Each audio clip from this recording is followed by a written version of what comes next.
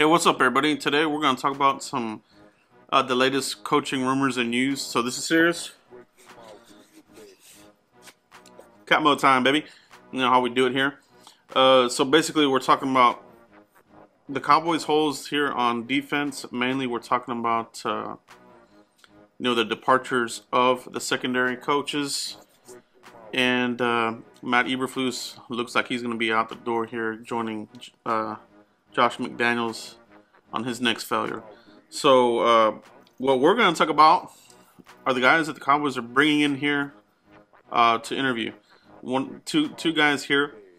John Pagano, he had a stint there with the Raiders, has defensive coordinating capabilities and versatility. 3-4 guy and a 4-3 guy. All right. The other guy that the other coach that the Cowboys are looking into interviewing is Ray Horton. This is an interesting one as well.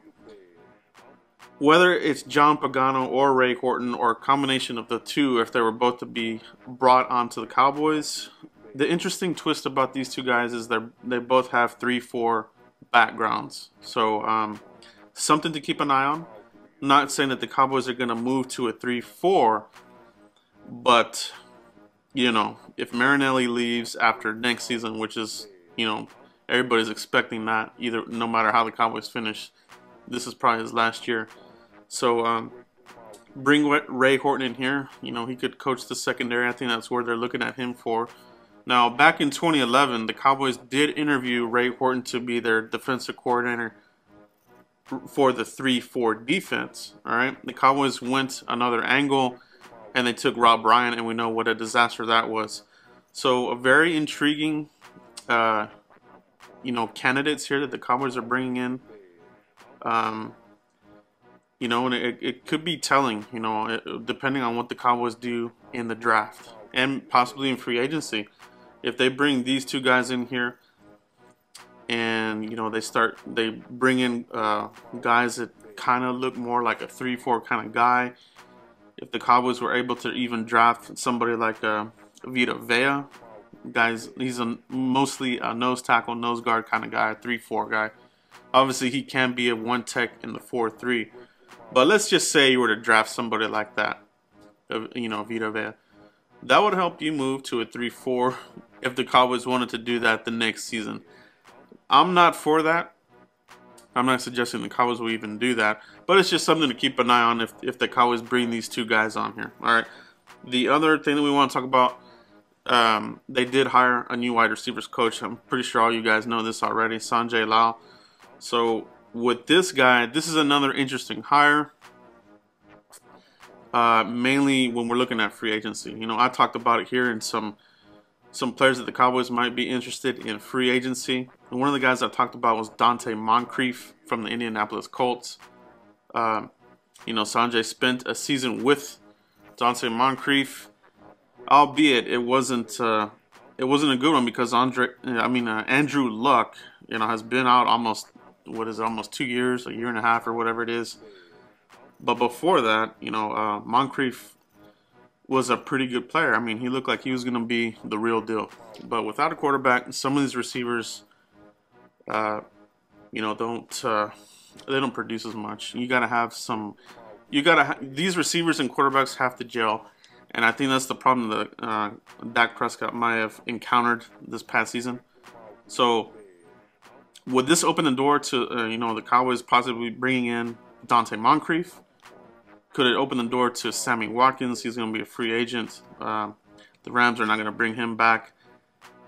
With Sammy Watkins, he's probably looking for a big payday. Cowboys aren't going to do that. They're not going to pay him. Now, if he's willing to come here on a cheap, maybe like a prove-it deal, then, all for it, Bringing another weapon here, he can stretch the field and that kind of thing. But these are a couple of, coaching interviews that the Cowboys are looking at. So let's keep an eye on it. Could be interesting. Could be very interesting for the Cowboys moving forward. But either way, I like these guys. I think they would be upgrades to what we have had here. I like John Pagano. He's got the bloodlines, a lot of experience. Sanjay, I think, has a lot of experience and coached with a lot of pretty well-known wide receivers. All right, so the other guy that the Cowboys hired here, Paul Alexander. I like this guy. A lot of experience. He's coached up Pro Bowl and All-Pro players there at Cincinnati. Just put him in here with the Cowboys talent that we have here, and we could see something special here next season. So I'm excited about the Alexander hire.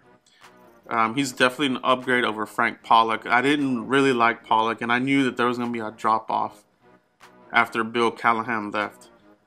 You know, Bill Callahan left. The Cowboys still had a pretty good offense the following year, but then we had the injuries to Romo, and we had all that disastrous season. So Alexander brings stability here and a pretty good resume to the Cowboys. So I'm liking where the Cowboys are going with these moves here. And any guys that are kind of pessimistic right now, just give it a chance here, see what they do. But you gotta like what they're looking at here. You know, keeping it fresh, get some new views from these coaches. But that's all I have right now, guys. Let me know what you guys think about these candidates that the Cowboys are looking at: Ray Horton, John Pagano. What do you think about Paul Alexander and Sanjay Lal, the wide receivers coach? We still have to see what they do with the quarterback coach. I'm still hoping it's not Kellen Moore, but we'll see what they do there. But let me know what you guys think about all these. And as usual, guys, continue to please like, subscribe, hit the bell notification button to get all notifications on videos when they come live. All right, that's it, guys. We'll see you for the next video.